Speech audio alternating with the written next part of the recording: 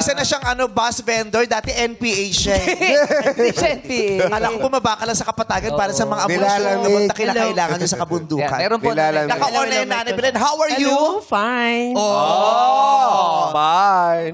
Kasi sabi nung nung mga writers natin na nag-interview sa kanya, masaya daw kausap si Nanay Belen. talaga po? Kausapin mo si Nanay Belen, nakakatuwa siya. Oo naman. Masaya siya kausap, nagpapahiram siya ng pustiso. Wala nga akong pustiso eh.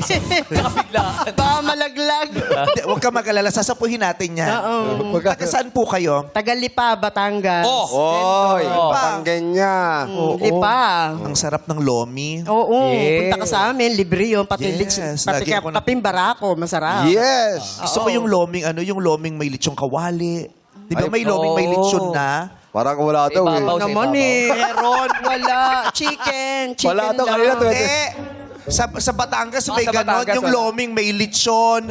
Meron pang kikiam. Yun, meron. May kikiam, no? Oo, yung... Oo, kikiam Tapos madami, meron. yung hindi mo pa nauubos, ngiwi ka na.